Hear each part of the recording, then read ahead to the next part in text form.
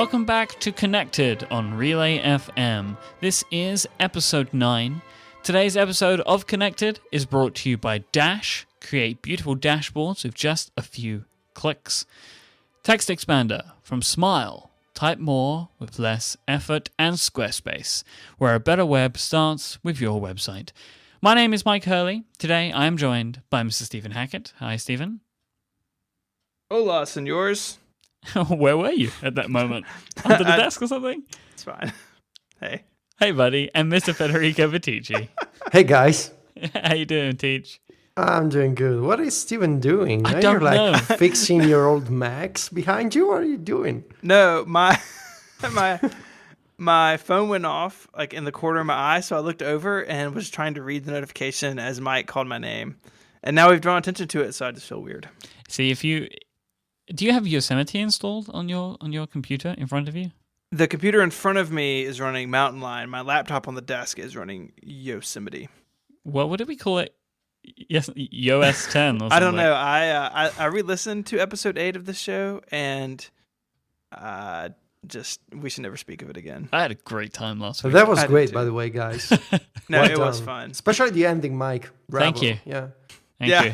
Yeah. It's a call out to our brothers in arms, right? Yeah, sure. It's kind of what I was going for. Federico, didn't you have some follow-up for us? Like some very, very angry follow-up? It was Yo's 10, by the way. Yo's 10. I think I do, Myke, actually. Yeah, because you guys didn't mention that. It was about the Golden Master thing, wasn't it? Yeah, just a little thing. You know that on the App Store, when you download the Yosemite GM, it's not actually a GM, at least according to Apple. It's a GM candidate. I don't know what that means, but it feels like it should be said, because it's not for iOS. When you go to the developer center for iOS betas, you get iOS GM, Golden Master Release. Whereas for Yosemite, Apple has done these GM candidates, which seems like a different way of calling these things. I don't know. I think we were joking about how there were like multiple Golden Masters and like how much more golden can the master get. Yeah, but it's weird because last week I thought, okay, these are candidates for a GM release, right? And that's why I told you that I had this follow-up. But now, just today, a few hours before the show, Apple has started approving Yosemite updates for apps on the Mac App Store. So there's already pCalc on the Mac App Store with Yosemite features. So it seems like the GM candidate was actually a GM. So it's a non-follow-up / follow-up. I don't know. It's weird. That seems really strong to say that Yosemite's coming tomorrow, right? We are recording the day before an Apple event, which is awesome. Yeah. That seems like it's very strong that it will arrive tomorrow then, right? If they're approving Yosemite apps. Because that's what they did with iOS 8, right? They started approving things the day before, and then everything went horribly wrong. Like just terribly, terribly wrong. Especially if you had a HealthKit app. Oh, just any app. Really? Just any app at all. You're just downloading forever and ever and ever. Well, anyway, there's a Yosemite updates on the Mac App Store. So could be tomorrow, could be next week. I don't know. Still, pCalc is a great update, by the way. You guys should check it out. It's got a widget. It's really nice. Boom. Is that a widget? You can now have. OS 10? Oh God! Don't even get me started on widgets. You now can have widgets on the dashboard and widgets in Notification Center. Dashboard's going away. Not yet. So I am running Yo's 10, as we're just going to call it now. Mm-hmm. And I went to go look. I went to go look at a dashboard widget, and I clicked on it, and I was logged out of my computer. Like I had open. Nice. I had open Byword documents. I had 19 Safari windows open, and everything's just gone. It's like, oh, it's like a reset button. No, I just wanted to track a package in a widget. Thank you, Apple. And I can't recreate it. I cannot make it do it again. You know what you should do, Steven? You should restore your Mac. Oh. Was that a bell? Nope. Is that your little thing, Myke? What's the name? Your little desk bell that you keep. What's the name? It's just a bell. Is it like one of those bells that you have in hotel receptions? Yeah, it's one of those. Nice. Yeah. Except it didn't sound very good. You want to try it again? No, I just don't have a very good bell. Can you do it twice? Yeah. Oh, that was terrible. Hang on, That's wait. the worst bell in the world. Yeah, Is it sitting on top of a pillow? Like, what is wrong with it? I never said it was a good bell. I just said it was a bell. Okay. I mean, not to be that guy, but we have a business now. Business that makes money. Uh-huh. I would say that we can buy you a bell. Yes. Dude, it's bell. It has been approved. It's been approved by your co-founder. Yeah. Let's do follow-up. I still pause for the sound effect as if we're on the other I know show. you do. I noticed that then. Follow up. There you go. I did it for you. Do it in your Batman voice. Where's the follow? Oh my god. That's really creepy. Anyway. The incredible Rob Lewis has come and struck again with another Pebble watch face, this time of the Relay logo. So happy. So that's the one you're wearing. It replaced the 512 Pebble face, watch face. Jason Snell should use the 512 one because he's into Olmecs. I kind of feel bad and good about this because I may have direct messaged Rob and asked him to do this. I was like, can you make me a Relay logo one? And then he did it. I love Rob. He's just the best. No, I love Rob too so much. I did not buy a Pebble as follow-up from last week. I had talked about it on the show, but I didn't. Why does everybody know this Rob guy and I don't? Because he's awesome. Because he's awesome and you're just not paying attention. Federico, he made a Super Mario Pebble watch face. Look on his website. Rob's the best. I love Rob. Document. Oh, he follows me. Yeah, it's Rob with 2 B's. Uh-huh, everyone follows you. Yeah, so Pebble stuff is still around. We did want to talk a little bit about the health app. I didn't put any links in the show notes, but we've gotten a ton of feedback from people saying, "Hey, the health app works really well for me. I'm super happy for you." I really am. You were super lucky because I like the feedback where somebody complains. I've seen this a couple of times, and then tweets at us a day later and is like, "Yeah, no, it's broken now." They're like, "Oh man, it's working fine," and then it's like, "Oh no, wait, it's broken." Sorry. Oh, well, I still haven't managed to get the health app to work for me. And trust me, I tried multiple apps, especially when it comes to food tracking and sleep analysis. It's just empty. And I tried on iOS 8.0.2, so the stable version. I tried on the 8.1 beta 1, 8.1 beta 2. I tried to delete and reinstall these apps that were showing issues. It's empty. So, just I don't know what to think yet because it's empty. So, it's counting my steps and the flights of stairs that I do every day. So, yeah. I mean, it's buggy. Things, I've had some luck with a couple apps, and other apps don't do it. And I mean, you can look at that and say, I'm sure there's bugs on Apple's side. I'm sure there's bugs in third-party apps too. But our point is that it doesn't currently work the way Apple clearly wants it to, and we might disagree on how serious of a problem that is, but it is a problem. I have not even bothered to use any of the health app stuff just because it seems like it's just a minefield right now. Yeah, it just seems terrible, like a terrible idea. I'm Indeed not happy about it. Yeah, and someone in the chat room, Decibel with no vowels, put a link in here of all recorded data, and this view is terrible. I don't know how to read this data at all. It's super, super crazy. And the same thing, when you go to enable an app, there's not one overall checkbox of allow this to talk to everything. It's there's 500 little individual toggles I have to switch to turn this on. It's really, really nuts. Apple. That's how I feel a lot of the time now. Apple size. That is just, I don't know, man. I feel like that there is a lot of negativity at the moment anyway, and I don't feel like I'm helping by adding to it, but...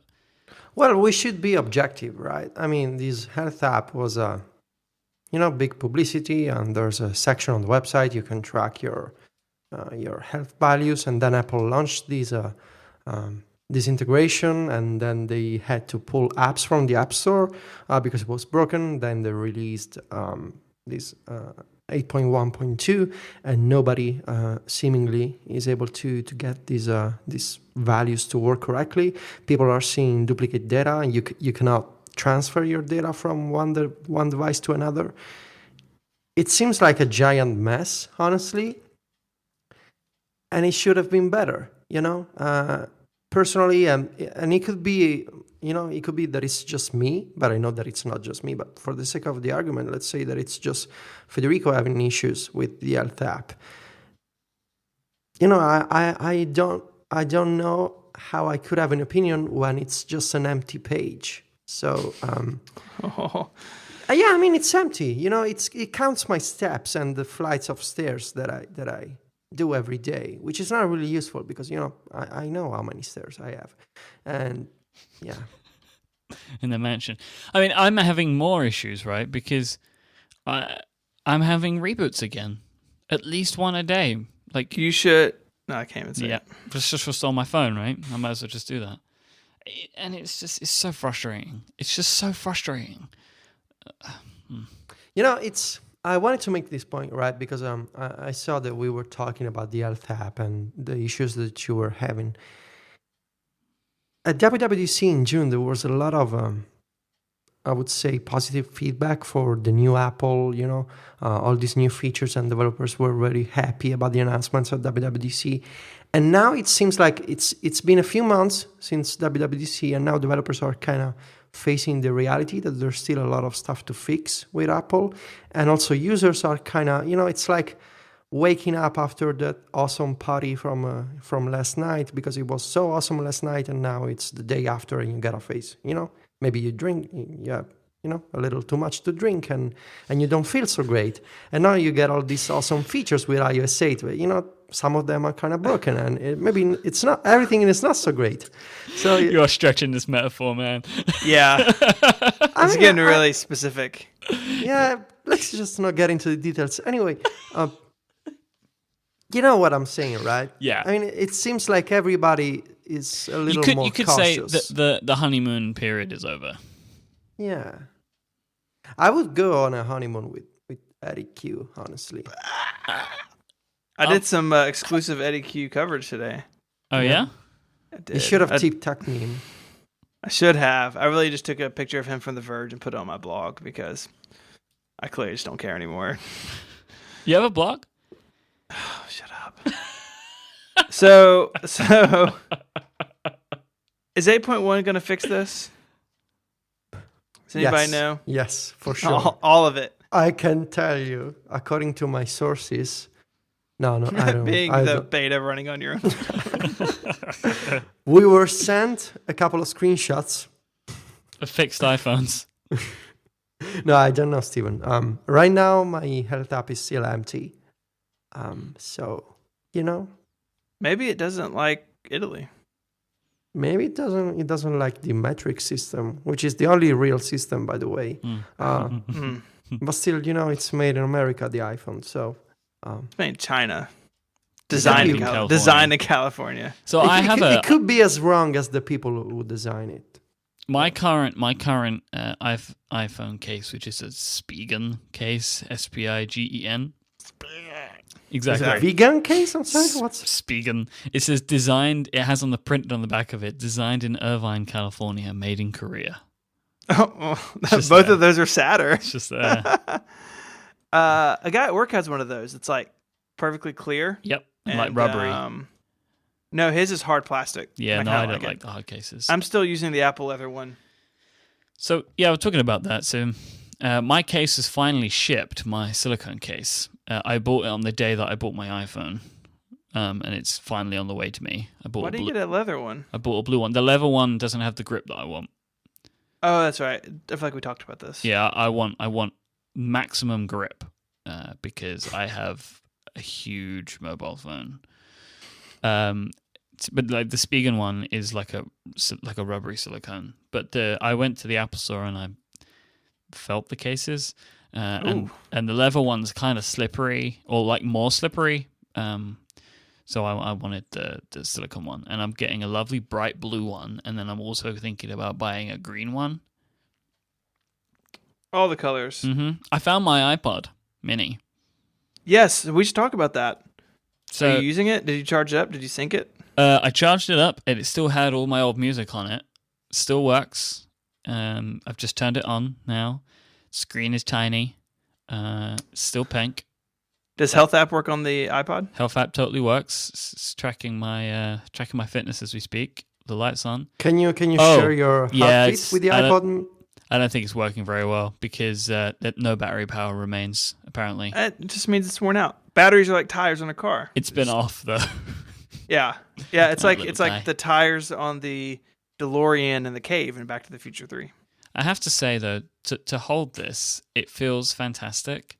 Yeah. It's like it doesn't feel any different to like a current product, if that makes sense. Like it feels modern. Yeah, like it just the aluminium until you feel the hard drive spin up in your hand. Well, yeah, the weight of it's so heavy. The aluminium just feels really good, and it's just made well, and it looks fantastic. I'm so happy that I did find it because I didn't think I owned it anymore.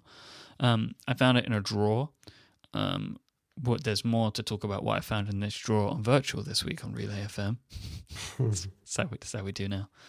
Yeah, I'm just happy I found it. It's pink still. I took a picture of it, put it on Instagram. Will you put that link in the show notes? Yes, Stephen. Where can you find the show notes? Federico, jump in and tell him. Oh God, people can go to the web and they can type relay.fm/connected/9. That's it. 9 as a digit, not as a word. I don't know what happens if you type the word, but you shouldn't do that. You get a 404, I'm sure. Does the 404 still say that I spilled coffee into something? Did it ever say that? Yeah, it did say that. I asked for it to say that. I don't know if you knew that, but that's what I asked for. No, it does say take me back to civilization without a period. Good grief. Why do you... That's going to be a ticket. So hold on, guys, I wanted to ask you. I'm sorry, I was just thinking about this. So you two are using cases on your iPhones? Yeah. Yeah. Both of you? Yeah. Is this like a thing, right? Like everybody's getting a case for the iPhone 6. And again, I don't know. It's like Rob. Why is everybody putting a case on his iPhone and I don't? So for me at least, it is... The phone is slippery, and I everybody keeps saying that it's slippery. It is. I've dropped mine twice in like 3 weeks. How can you? I don't know. It's slipperier, at least. I use mine, like, the percentage of time that I use my phone when I'm walking around and the percentage of time I use my phone not walking around is crazy different. It's always like walking across the office or like walking down the hallway. Like, I use mine on the go a lot, and the edges, there's nothing to hold on to. I'm sorry. I believe you. I just don't get it because I cannot imagine how can it be slippery. My phone's a lot. Maybe bigger I just as well. have abnormally huge hands. Like I can't get my hands around the phone like for Seriously? the grip. Well, yeah. Well, I mean, I can, but if I'm using, I can like hold it, but then I can't really do much on it because I still and can use my iPhone 6 Plus with one hand, and I do. Every day doesn't talk work about how long your fingers are. The problem is my hands, guys. At this point, I still maintain that your hands are big enough to deal with the 6 Plus. Yeah, but you have those fingers, Myke. That's true. They do provide me with the grip that I need. Oh my goodness! There's some links in here. One to Jason Snell's blog 6 Colors, where he talks about using a case. And he's using one. I mean, and he talks about too that like the phone is curved on the edges. On the 4 through 5S, you had sort of a little wall around it to hold on to, and now you don't. And it is harder. And I'm kind of in and out of the case depending on like what I'm up to. But it's. Why would you take the case off? Why would you put it on and never take it off? Well, like sometimes it's nice to have it naked. That doesn't make any sense. I only ever take the case off as like fidgeting. Yeah, and like the one thing I really hate about it is I have it right now. if I look around the edge of where the leather meets the glass, there's like little bits of crap everywhere, and I don't. Yeah, want that. this is new. It seems to collect dust. I've never had this problem with an iPhone before and a case. There's something about that the curved edges. It seems to collect dust in the ridge. And I never had that problem with the Mophie, for example. Oh yeah, you also use the Mophie. Well, I don't anymore. You guys are strange. You couldn't So use different them. from me. Well, one, I don't need to because the battery life on my 6 Plus is incredible. But also, you couldn't put this thing in a Mophie case. Well, It you would be could, like but carrying it would around be a baseball bat. It'd be like carrying around an iMac. So Okay. I'm just a stupid guy using an iPhone without a case and No, not and using like- a battery case. No one's saying you're stupid. You're just as Thank Johnny you. Ive intended. But you also have some sort of like abnormally gripped hands or something. The phone doesn't slip. Federico, tell the truth. Can you Yeah. climb up a wall with just your hands, Spider-Man style? I can climb the Colosseum in Rome with just my hands. Wow. I knew You got to it. outrun the lions. It's true. I would like to take a moment to thank our first sponsor Please. for this week's episode, and that is our friends over at Squarespace. Squarespace have got some incredible things going on at the moment. Squarespace 7 is just launched, and I'm going to talk about that in a moment. Squarespace are the all-in-one platform that make it fast and easy to create your own professional website, portfolio, and even an online store. For a free trial and 10% off, visit squarespace.com and use the offer code WORLD at checkout. A better web starts with your website. If you're looking for a new home for your blog, or you've got a great new project that you're working on, maybe you're an artist, you want to show off your portfolio, or you want to sell something, you want to sell maybe some t-shirts, or you want to be like my friend Brad and sell pen cases, Squarespace is the place for you. They put all of the power in your hands and take away all of the sucky stuff, the painful stuff. You don't have to worry about hosting, scaling. If you break something or you get lost, they've also got 24/7 support from their fantastic teams in New York City, Portland, and Dublin, Ireland.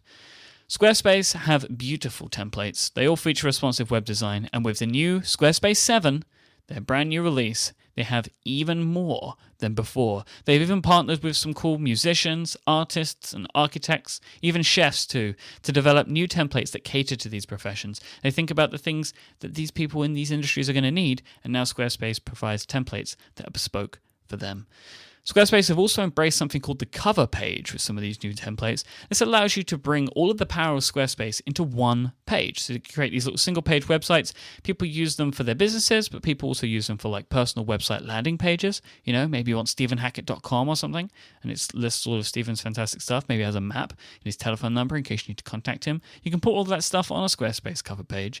They're also great for things like announcements, engagements, things like that. And they have some great sort of examples on the new Squarespace 7 website where you can see it, which is squarespace.com/7. That's SEVEN. Just the word 7.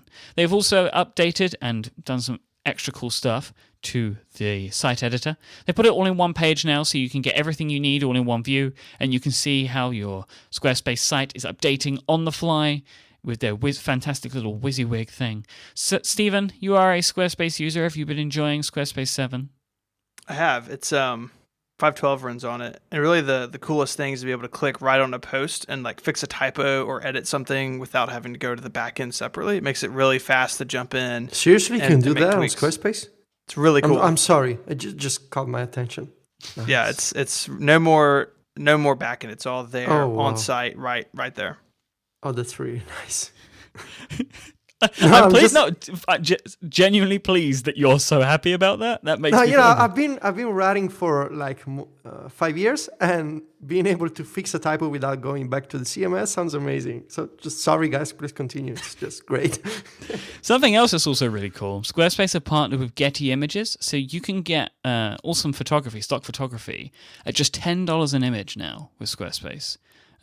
That's an incredible deal. This stuff can be really expensive, and $10 an image is just superb. Squarespace's dev platform is out of beta now. It's available to everyone, and they've done even more to expand the functionality so you can dig deep inside Squarespace and tweak to your heart's content. Squarespace are a platform that I love. I redesigned MykeHurley.net using one of the Squarespace 7 templates. I found it really simple and easy to do, and I'm super happy with the results. It's nice. I have quite a simple site with Squarespace, and I think that it looks really professional. And it took me like 20 minutes to set up from scratch, and like 15 minutes of that was finding a new template that I wanted because all of them were so lovely. You can start a trial for free right now and check it out for yourself with no credit card needed by going to squarespace.com. And when you decide to sign up for Squarespace, make sure that you use the offer code WORLD at checkout, and that's going to get you 10% off your first purchase. Thank you so much to Squarespace for their support of this show and all of Relay FM. With Squarespace, a better web starts with your website. Topic 0A. Awesome. 0A. Our topic numbering system has fallen apart. Visa working with Apple for Apple Pay in 2015, and there's a link to m.v3.co.uk, which is the most ridiculous URL I've ever read. Well, only because you don't believe in anything outside of America. What's the story about? Basically, it's just some Visa representatives have come out on record to say that they're working with Apple to roll out Apple Pay in Europe in 2015 on Visa terminals. We have Visa and MasterCard here, so obviously this is only half of the battle, but Visa basically monopolize all of the debit card space. Rather than credit cards, MasterCard have a much heavier credit card business than a debit card business, but Visa also do credit cards too. But in the UK and in most of Europe, debit cards prevail over credit cards. It's not like in America, so money comes directly out of our bank accounts. That's the same in Italy, right, Federico? Yeah. I mean, I do have a Visa. Yeah. So they've come out to say that they're working on it. They're looking to support it. I'm just very happy about it to hear this news. 2015 is not too bad, especially if it's going to be like, Q1 or something like that. I can live with that. Federico, I know that originally you were a bit like, Apple Pay, I'm not going to use it. Or you don't think people in Italy will use it. Has that changed at all for you? I mean, because for me, I'm super excited. I think that it will be adopted in the UK. I am excited. I don't know if it will be adopted in Italy because if Passbook is of any indication, it's basically non-existent. Yeah, but I don't think what do you use? What can anyone use Passbook for? Really, it was kind of. I don't know. Apple made a big deal out of it. They always do. Yeah, I mean, I the one time I use Passbook a few times a year. British Airways is fantastic. Their integration with Passbook is incredible. Like, I can do everything with just my phone in the airport. It's my boarding pass only ever lives there. I use it to scan to get through gates. It shows all of the updates live of information about where the flight, like the gate and stuff like that. But that's about it. And then kind of like for WWDC parties, that's pretty much the only times I ever use Passbook. But I would find myself, I think, using Apple Pay quite a lot. I don't think that it's going to make me leave my wallet at home, though, because if my phone runs out of battery, then I can't pay for anything. That's where you have the watch. Let's pay with the watch. I don't think you understand how the watch works. I don't think you understand how the watch works. Ah, interesting. Interesting rebuttal, sir. Here's my thought, guys. Culturally, here in Italy, cash is still very, very strong. We use cash every day for small purchases, and I'm talking a couple of euros. For big purchases, I bought my iPhone in cash. So, it just sounds like you're up to no good. No, see, because there's a stigma, right, for Americans and also for, I guess, other European countries that are doing stuff with cash is like no good. It's just completely normal here. People go to the ATM every day, and we use coins, we use cash, we use, and this is why mobs exist in Italy. Everybody's walking around with thousands of dollars. I don't know. Anyway, cash is still absolutely normal here. Cash is king. And so my problem is that even young generations like me, we are used to using cash. And so it's not one of those things that it's like, okay, my parents are used to the old system, but I'm a young guy and I want to use fancy new tech. young people here use cash because it's normal. So I struggle to imagine when you gotta use the credit card.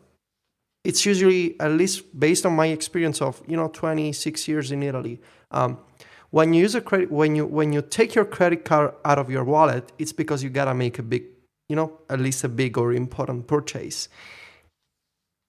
I just don't see the phone being so necessary or much more secure than the current system, because we already have been using chip and pin for like a decade at least.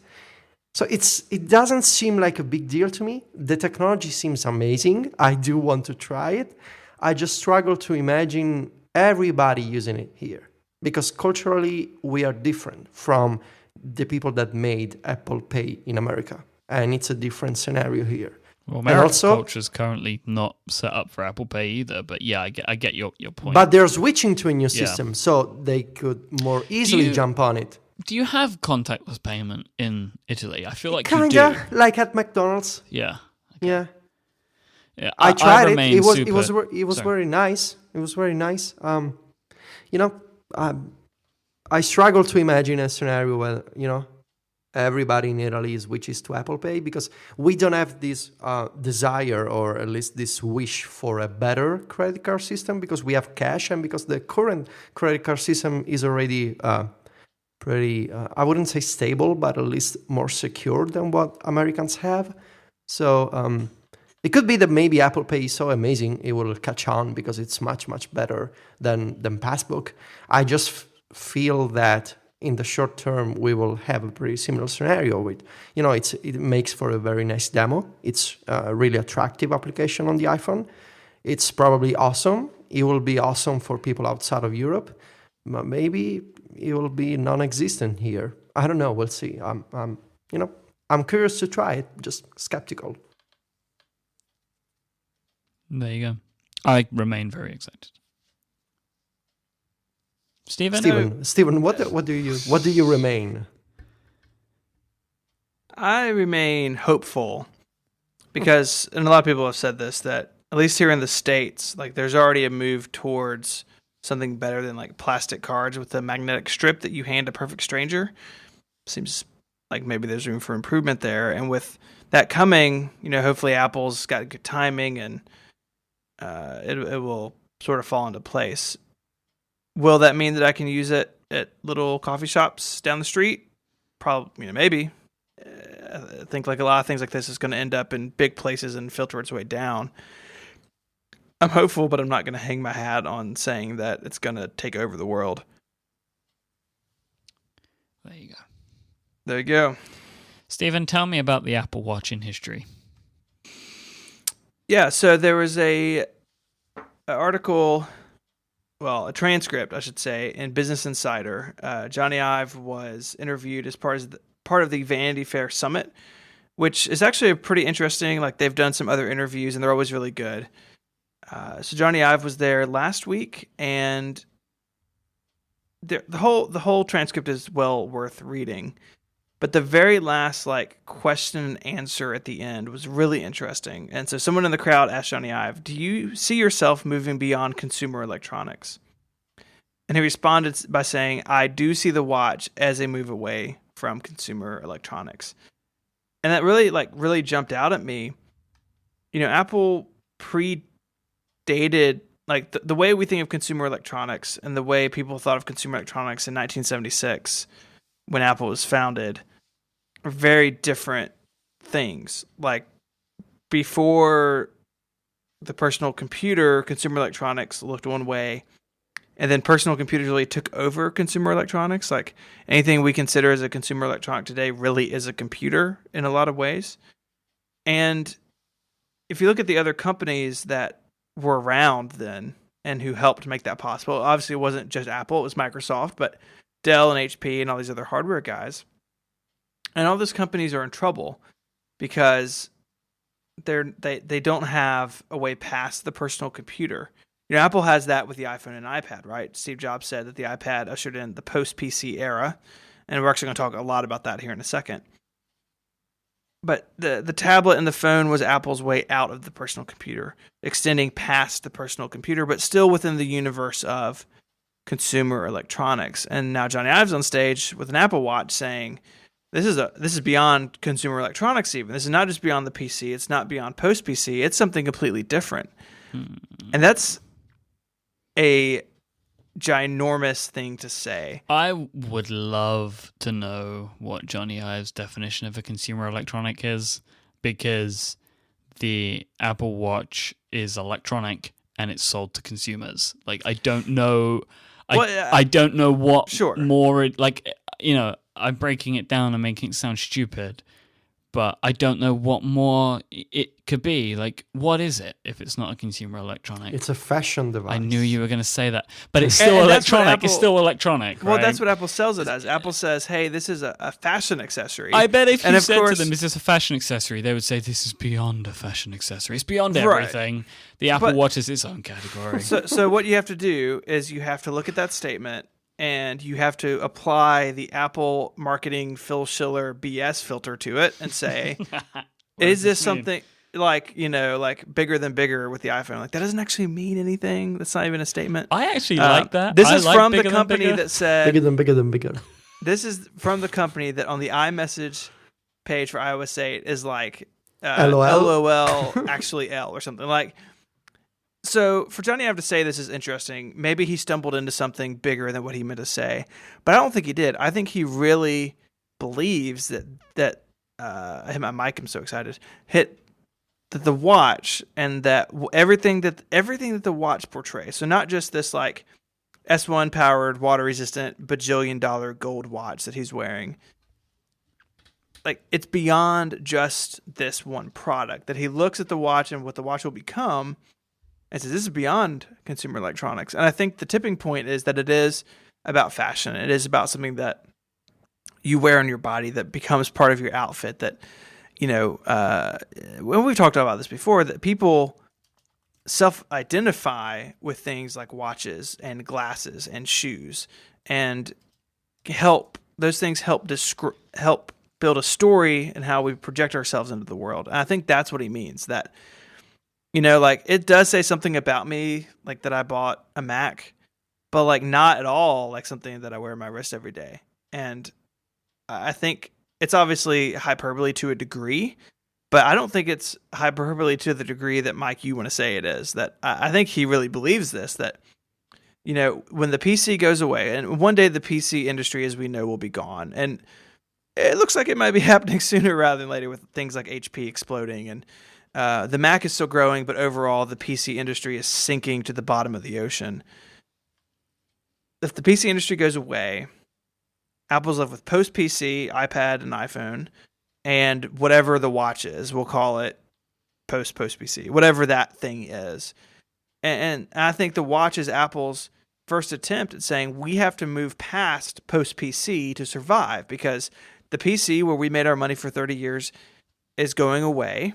And Apple started that in 2001 with the iPod, and in 2007 with the phone, and 2010 with the iPad, of moving past and bigger and beyond the PC itself. And now I think they're looking one rung further up that ladder, further out, of saying we even have to get past post-PC if we want to survive in the long term. I think the watch is the first of what could be a very wide range of examples of Apple trying to do this. I know I'm having a war of semantics. Like, I know that's my overriding point. I think that a lot of this just comes from, I think that sometimes Apple have the ability to overbet themselves for what their products are. You know, the iPod Hi-Fi, you know, I feel like sometimes they can hype it up way too much, and we don't really know if this is going to be successful. But we don't know. Sure. No, we could look back and so 5 years, we're sitting here on a Wednesday talking on the show, and we look back and be like, guys, like, the watch was a major cluster. Like, it very well could happen, and Apple definitely has done that. I don't think the Hi-Fi is a fair example, because it essentially the iPod. But if you look further back, you look at things like the Newton, you look at things like I would even argue things like the PowerBook Duo, like the idea that I have a laptop that is really small and portable, but I take it home and I put it in this big dock and it gets really more powerful. And like the quick take, like Apple has had ideas that didn't take off. And the watch very well could be one of those. But Tim Cook and Johnny Ive can't be on stage and be like, I really hope this does well. No, they have to sell it as like, we are beyond post-PC with this, because if they don't approach it that way, it never has a chance. This is not a consumer electronic is an extremely bold statement to make. Because what you're saying is it's not even in its own product class, like it's not a wearable. It's not even anywhere near what you expect it to be. We're not even a consumer electronics company anymore. We are a fashion company. It's like you are putting a lot on this. No, they are. And like I said, that made me nervous. When Tim Cook said, this is the next chapter in Apple's story, I was like, bro, like, you can't throw that around. Like, yeah. It's not the same, obviously. But Myke, it's like you saying, you know what, I'm going to quit my job and I'm going to like work on this thing that I founded full time. Like, it's that sort of like bold statement. You've made a very bold statement of saying that you're going to take Relay full time. Like, you can't do that, and you have to be excited about that, because if you're not excited about it, it will never succeed. I haven't like defined a new job structure. Like, there is no such thing as full time and part time anymore. There's all time, and that's what I'm doing. It's that's accurate, actually, Myke. Yes, Relay feels like it's all time. Just define a new structure. Thank you. So I just wanted to say, guys, it may sound stupid, but Stephen, you mentioned all these past experiments, and by the way, the PowerBook Duo sounds amazing. I would love one of those. Yeah, I didn't even know it existed. This is going to shock you guys. This is why we have I've Stephen on the written show. about the PowerBook Duo. I'm sure you own one as well. You know, okay, I'm just going to say this. If you own a PowerBook Duo, you want to mail me one, please do, because I do not own one. I really would like one. Please carry on. Okay, so those past experiments were from a company that wasn't, at the top of the consumer electronics space. But this isn't a consumer electronics, Federico. I'm sorry. But hold on. I see what he's saying, though. Let him get through it. So now it's the biggest technology company in the world, and they can basically do or say whatever they want. So if they want to say this is not a consumer electronics product, they have the audience and the power and the influence to do that, and people believe that. Because, I mean, at the end of the day, it's still marketing and PR, and so they say things, but you gotta understand that it's a company that needs to make money. So if they want to say this is a fashion device, it may not be semantically or technically true, but it's the marketing perspective that matters. So if they want to say the Apple Watch, and also we can discuss whether it's true or not. Personally, I believe that it is, but still, from a marketing perspective, they want to say it's a fashion device, then it's a fashion device, because they're so big, they want to do fashion, they go after fashion. It's not the Apple of 20 years ago that, okay, yeah, we're doing a digital camera, or we're doing this, this computer that Stephen Hackett 20 years later wants. Is it 20 years, Stephen? 10? 15? Anyway, let's say 10. 1992. Right? So 25 nearly. Yeah. So 40 years ago. Anyway, they're so big now they can do whatever they want. So I think the problem is not whether they say it's a fashion device or it's a consumer electronics device. It's whether they can have a clear message.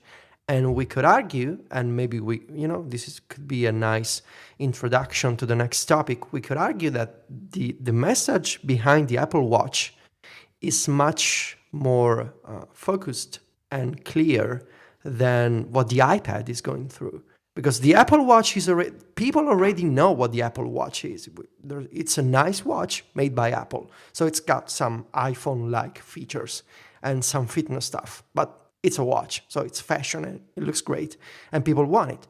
The iPad, still almost 5 years later, people still say, the iPad is nice, I don't need an iPad. I need a phone and a computer. So that's a bigger problem. So maybe the reason why they're saying, no, this is not consumer electronics, this is fashion, is because it's a more direct and understandable message. That was my whole point. That's an excellent point. I like to poke at these things because I think that they're interesting to discuss I get the idea that, they are on top. Like, they can do whatever they want to do. Like, that it's up to them completely. And if they want to call it that, they can call it that. But I like to talk about these things. So I think it's interesting. I think it's so bold. It just worries me. As a lover of Apple, these things just concern me. But there we go. This week's episode of Connected is also brought to you by our friends over at Dash. Dash is a super cool website that lets you quickly create real-time custom dashboards. These dashboards allow you to get a visual overview of important data for your website, business, or even your life. Dash is an awesome web app that allows you to pull in data from a variety of different sources. You can then, with these little widgets that they have, you can drag and drop them around on the page, and you can lay out the dashboard for the modern age. This isn't like the crazy dashboard that we were talking about earlier. This is a great dashboard. This is one that it lives in your web browser. You can pull in data from sources like App Figures, Google Analytics, GitHub, Twitter, Chartbeat, Pingdom, and so many more. You can even get geeky yourself, and you can display your own custom data in Dash. They have an API that allows you to share data from Dropbox or the web. You can create custom widgets with line charts, tables, or you can even use iframes to do everything yourself. It feels like something Stephen would do. Dash allows you to basically get a view on all of the important stuff in your life. So, for example, I have a Relay one where I pull in Twitter and I pull in the podcast directory top charts, so I can see what people are saying about us. I can see where the shows are ranking. I can see things like our Google Analytics information. Federico, you can see information from your Why Things scale. You can have that show up right there. You can track GitHub issues. I love this app. I've been playing around with it for a few days, and I've been so impressed with all of the information that I can pull in. And it's just like a really nice way of having a page, like a little tab open in Chrome, where I can just jump in and I can see what's happening with a bunch of data sources for my business at any time. The pricing model is a lot like GitHub. Everyone gets unlimited public dashboards, so you can share live data with the Dash community. So all public dashboards are shared with everybody, and you can go into the Explore tab on their website, and you can see what other people are doing, get some ideas for some of your own dashes that you want to create. And if you upgrade to their Pro account for just $10 a month, you get unlimited private dashboards too. So these are ones that are just for you to see. However, Dash is currently running an awesome limited time promotion. If you sign up for a free account right now at thedash.com, that's THEDASH.com, you'll also get one private dashboard in addition to your free account's unlimited public dashboards. There's no credit card required, and you'll keep your private dashboard forever. Don't delay. Go and sign up for this right now. There's no reason why you shouldn't. It's absolutely free to you, and you're going to be able to keep that private dashboard forever. So go sign up right now at thedash.com. Thank you so much to Dash for supporting this show and Relay FM. So, guys, a few days ago, I was buying pizza for dinner, and because I still cannot make pizza because I don't have a kitchen with, a full kitchen at the new place. So there's this little pizza shop in Rome. It's a 5-minute drive, and it's called Gusto Più, which means taste plus in English, by the way. So I was there, and I asked for the pizza, and I was waiting, and I was using my iPhone, and the pizza guy. It was after he put the pizza in the oven. He walks out and he looks at me and he's like, "Is that an iPhone 6?" Yeah, and I tell him, "Yeah, it's an iPhone 6." And he's like, "Can I see it?" And this has been pretty common. And so we start talking about the iPhone 6. The battery life, the camera is faster. Have you tried the bigger iPhone? So we're talking about Apple, and apparently the guy is still using an iPhone 4.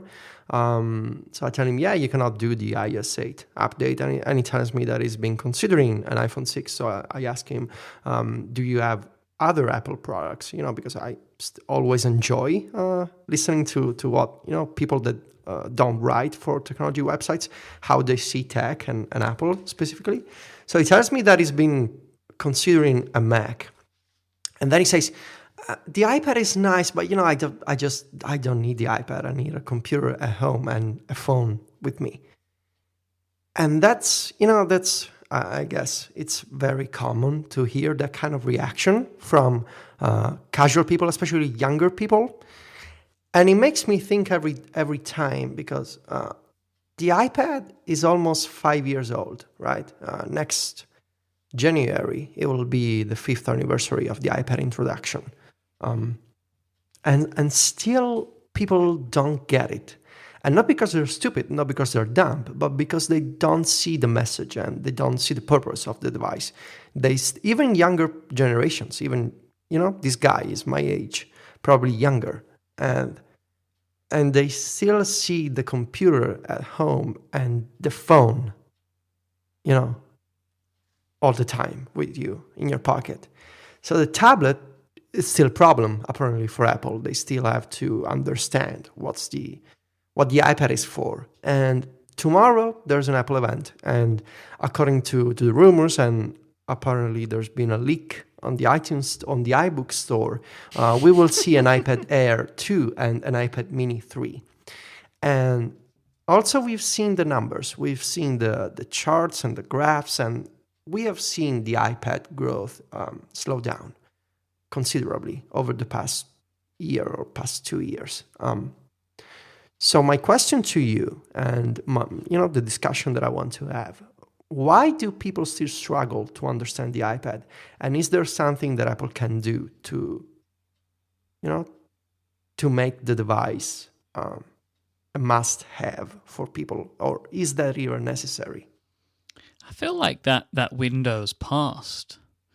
Like, I feel like if you can't have already convinced somebody that this is a device that they want, like I don't know what more this device, the iPad, can do to prove that. Like, I can't see any like incredible advancement that Apple can make that makes it more attractive to somebody that doesn't own one of these things already.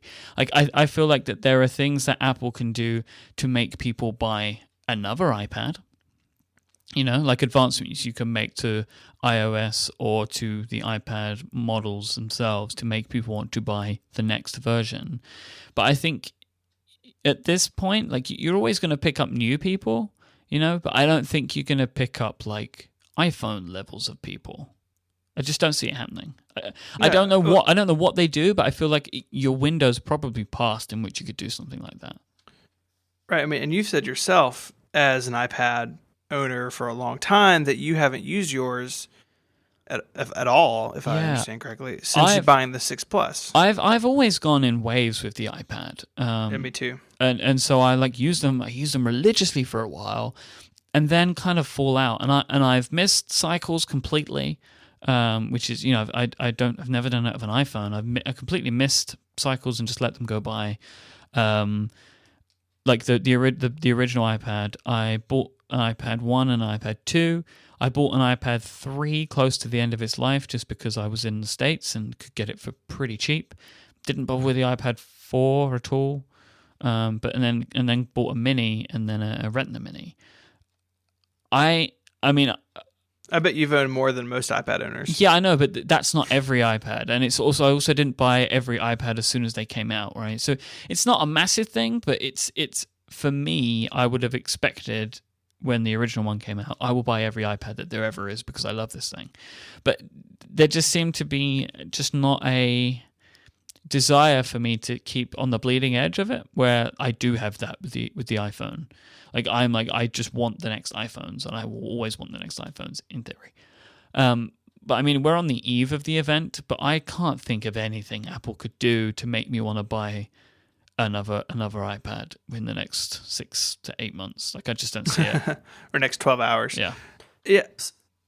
I mean, I get it. Can I just say that I have a theory that maybe the desire to upgrade is directly proportional to the amount of time that you spend with the device. That makes a lot of sense. Yes. Mm-hmm. Yeah, that makes perfect. So maybe the iPad upgrade desire growth is at the same level of a Mac. Probably, it's a big device. It's that you buy. I don't know. It's strange because it's not a Mac, but it's also not an iPhone, and maybe that's a problem. It's not a price thing. It's not a price thing. Not for me, anyway. It's not a price thing because an iPad would be cheaper than what I paid for my iPhone. yeah, there's that. Right. No, it's, I mean, Jobs announced the iPad in 2010. It's like it's got to do things better than a smartphone and better than a laptop. And the things that I use my iPad Air for are the things that Jobs showed off in that original keynote. It's reading while on the couch or in a chair, doing some video stuff, doing some browsing. And, we're going to get in a second, Federico, so don't cut loose quite yet about if you need a Mac at all anymore. But I do think like the iPad does exist in this middle ground, and I think Apple really tried to make the point that the iPad is unique a couple of different times. If you remember with the iPad, the initial kind of push with the apps was iWork. So Keynote, which Keynote's pretty nice on the iPad actually, but Pages and Numbers, right? Like, hey, it's a productivity machine. We sell this keyboard dock. You can plug it in. You can do word processing on an iPad. And then it was a couple years later with iLife. Oh man, you can make music on an iPad, and you can have iPhoto and iMovie, and like iPhoto for iOS doesn't exist anymore. And GarageBand's okay, but kind of weird. And iMovie's cool, but kind of weird. And so they tried productivity, they've tried creativity, and now I think if these rumors of like side by side apps or like more powerful multitasking, especially with a bigger one, things with like the IBM partnership. Apple, I think, has swung back around and said, hey, it's a productivity device, and like you can go do salesman things on it. And for me, for normal, average consumers and people like us, me and Myke, Federico, you're special. I've always struggled. People struggle with what is the purpose of the iPad. For me, if I'm working, which for me involves writing or editing audio or doing research or doing what I do for my day job, like I'm best served by a Mac. And if I'm on the go, I'm best served by an iPhone because it fits in my pocket and it's always with me and it's my primary mobile device. And the iPad is like, well, it's there if I'm on hanging out on the couch or like in the backyard, want to do some reading, but that's not a big use case. And so it sits. And like Myke, like you said, it goes in waves for me. There are times where I'm very productive on the iPad and want to do a lot on it. And then I'll pick it out of my bag and it's dead because it's been sitting in my backpack for a month. And it's hard to justify with that sort of usage buying a new one tomorrow. I picked up my iPad a couple of days ago and I had a notification on the lock screen telling me that my iPad hasn't been backed up in 3 weeks. That's fine. So I have a few points. Yeah. I think it's a collection of problems for Apple and the iPad. The first one is that the main reason the iPad exists, the Steve Jobs original demo, you're on your couch and you're browsing the web, you can hold the web with your hands, you can, manipulate content and there's a big screen. That reason to exist has been largely replaced by phones because now you can do all the things that an iPad can do. You can hold the web in your hands because you have a screen so big and so high res. It's a pleasure to look at and it's a pleasure to hold. And it's always with you because, it's also a phone with a cellular antenna. So it's not a tablet that you only have to use at home. The second problem, Apple itself has somehow failed to show people after the iPad 2 why the iPad needs to exist. There was the iWork demo for the first iPad. There was the iLife demo for the second iPad. And then it was just a matter of hardware changes, a higher resolution screen or smaller iPad or, even smaller iPad, lighter iPad, and somewhat weird iPad with the iPad 4. And and so Apple didn't exactly underline the importance of software made specifically for the iPad in the past few years. The third problem is related to the second one, is that it didn't enable developers to create specific And as Steve Jobs said, and I don't want to use this word, but it's the marketing term that they use, magical software for the iPad. And by magical, I mean the kind of software that it's only possible on the device. And what I'm saying is confirmed by going to the App Store, looking at the iPad App Store, and you will struggle to find apps that are only available on the iPad, because most developers also make apps for the phone. And most iPad apps, as much as Tim Cook likes to make fun of it, are bigger versions of iPhone apps. Mm-hmm. So even third-party developers don't have, maybe it could be because Apple doesn't set a clear example, but developers didn't really create, with the exception of a few names that anyway later became available on other platforms, such as Flipboard. So I would say with the exception of Paper, the drawing app, and a few others, there's really not an incentive for developers to make an iPad-only app at this point. And my final point is that the Your Verse campaign on Apple.com, it's really nice to look at. They got a nice design on the web pages. There are good stories, It's always nice to read the story about, an orchestra director using an iPad, or a scientist using an iPad in a lab to take measurements and stuff. But it fails at communicating why everyday usage of the iPad can be revolutionary for people. So, okay, it's nice to see, these people going on a mountain with an iPad. Or, yeah, I can dive with an iPad and take photos under the sea, but then again, I could die. There's no everyday person story there. It's right. It's like going to a fashion magazine and reading about celebrities. It's an exception. It's a nice exception. It's a nice story and it's great photography. But it's just, I guess that people struggle to relate to that. Yeah, and it's you can see Apple trying to correct that with some of the app stuff, making it more flexible with iOS 8 apps and everything. But it's definitely, the software is definitely a problem. And while they can fix it, I agree with Myke. It might be too late. That I don't know. See, it's I don't know if it's ever too late, especially when you have the kind of money. Well, sure. Yeah, and it's with the Mac, it was with the Mac and the iPhone and the iPod, it all took time. But 5 years is a long time. And by the time 5 years in with the iPod and the iPhone, obviously it really hit their stride. Mm-hmm. But we're going to talk about Federico U. But I think Myke has something really cool to talk about first. Our friends at Smile are the last sponsor of this week's episode, and they would like us to talk about Text Expander Touch today, and I would love to talk about Text Expander Touch because it helps you save time and effort by expanding short abbreviations into frequently used text on your iOS devices. Whether it's something simple like a frequently used address, an email signature, several paragraphs of a standard response, doesn't matter. It can be anything that you type frequently. That's what Text Expander can help you with. You will love how easy it is to use Text Expander to avoid typing these same things over and over again. You can sync all of your snippets from Text Expander on the Mac via Dropbox, meaning that all of your snippets are going to stay in sync on all of your devices. You can access your Text Expander snippets inside Smile's iOS app, or you can enable Text Expander in the 60 plus apps in the store that have integrated snippets. Apps like OmniFocus, Day One, Launch Center Pro, Editorial, and many more. But this is the really cool new thing. With the new Text Expander Touch 3 on iOS 8, there is now that fantastic Text Expander custom keyboard.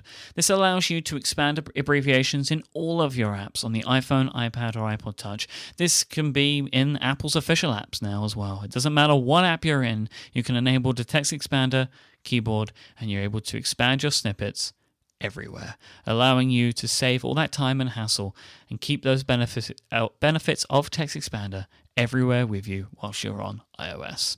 This is something that simply could not be done before iOS 8, and the Text Expander keyboard has quickly become a favorite of many, including me, on iOS 8. Text Expander Touch respects your privacy. They ask for that full access, but all they're asking for is so they can share the snippet data that lives inside the main app with the keyboard. It's not doing anything crazy. It's not sending your keystrokes to somewhere else. Smile respects your privacy, and they've updated their privacy policy accordingly, which they've updated on their website. So you can see that if you want to. And if it's something you're concerned about, I urge you to go and take a look at it, because you can trust Smile. I do. I really love this keyboard. It's made an improvement for my work on iOS. I love how the lowercase and uppercase are correctly observed, so I don't have to keep second-guessing that shift key. I love how I can throw things like addresses into emails, and I don't have to type them all in manually or copy and paste them from somewhere else. Go right now to the App Store and grab the new Text Expander Touch 3 and start saving time today. If you want to find out more, go to smilesoftware.com/connected. And you can find out all you want to know. Thank you so much to Smile for their support of this show and Relay FM.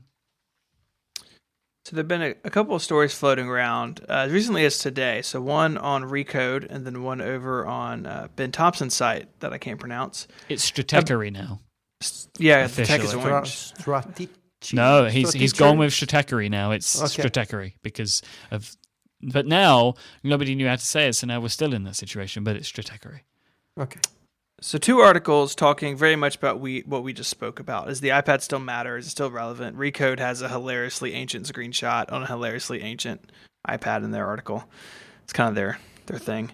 It's like horribly photoshopped. Like, who lets these people near anything? I don't know.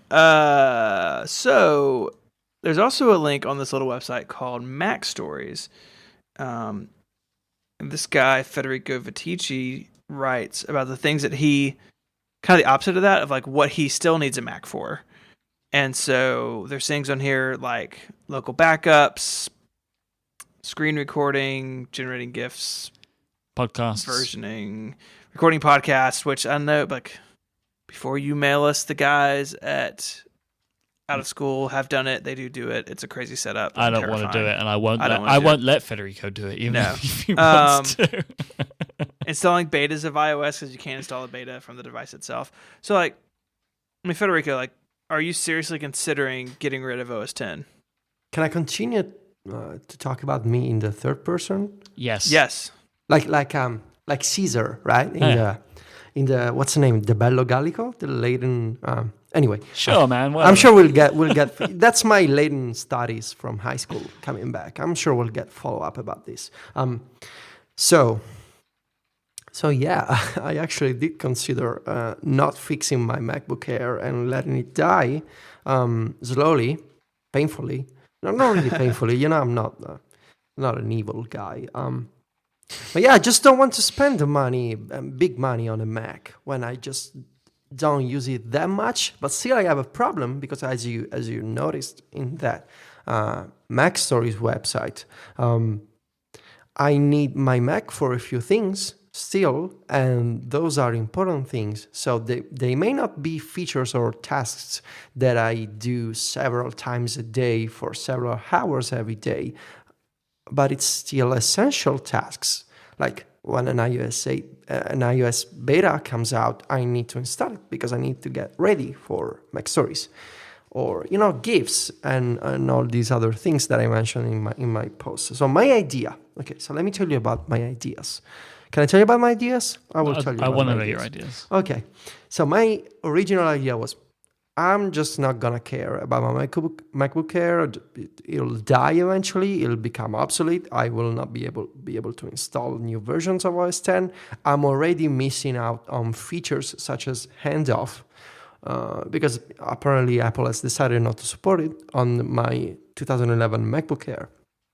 So I thought I will just go full time with the iPad. And if the MacBook Air dies, I will just keep using the iPad. Maybe this year I will get an iPad Air because it's got a bigger screen. So if my Mac dies and I don't have a Mac anymore, I need to somehow compromise on screen size. So even if I prefer the iPad mini form factor, if I go full time on the iPad and I don't see a Mac anymore, I'm probably going to get an iPad Air because it's a bigger screen. And also because I have big hands, so it wouldn't be a huge problem.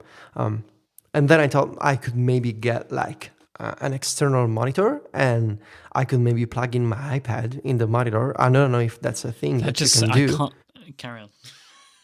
So hold on. I don't want to spend 2,000 euros on a Mac. Jesus. Okay. So I could maybe use I have a Dell. A monitor that I use at home sometimes. I don't know why I bought a Dell, honestly, but it was back when I was using my iMac. Anyway, so I could maybe plug in my iPad with some kind of cable into the monitor, and like when I want to see bigger stuff, I can use the monitor. And then I thought, okay, maybe I need to think about this. So I saw that link a couple of days ago, and I wanted to link to that. So I started thinking about all these features, and I made a list. And I realized that I really needed to consider not letting my MacBook die, because what am I supposed to do if my MacBook dies and I need to install an iOS beta? Do I just ask my girlfriend to use her Mac to do the betas? Do I ask my girlfriend also for the GIFs and all these other things that are not possible on my iPad? So right now, I'm very much undecided on what I should do, because I could probably try to come up with all sorts of workflows and stuff, but I cannot fix what's really impossible. I cannot make a workflow to install an iOS beta on the iPad because I cannot. And so my second strategy at this point would be to follow. This may sound like a surprise, but I may follow Ben Brooks' advice and try to do most of these tasks remotely on my Mac Mini server and keep working on the iPad. But still, I would have the problem of installing betas and doing stuff locally that I cannot do via VNC or SSH and that kind of stuff. So Live I don't know. Podcasts as well. You kind of need that's possible. That's possible. That's still possible to do on the iPad. I could probably figure it out somehow. And I won't tell you because otherwise you would be all bossy and don't do that. And yeah, because it's kind of important that you can record your. I will assure you, you won't even notice. Oh, I'll notice because I actually don't even think that you can power your microphone. You cannot power your microphone from an iPad, so that's how I'll notice, because you'll need a new microphone. I can power my microphone from a mixer. I think. Federico. So you need to understand. You need to understand. Is... Okay, no. The moral of the story is that I want to save money. I don't want to buy a new Mac. A mixer would probably be more expensive. You could repair your Mac. See, I don't want to do that either because I don't want to go to the Apple Store and explain and then wait a few days and then I don't like getting phone calls from people. So they would call me, "Hey, your Mac is ready and you come back." So I go back and everybody's cheering, "We fix your Mac." And I just, I'm weird like that, and I don't know. Seems like it.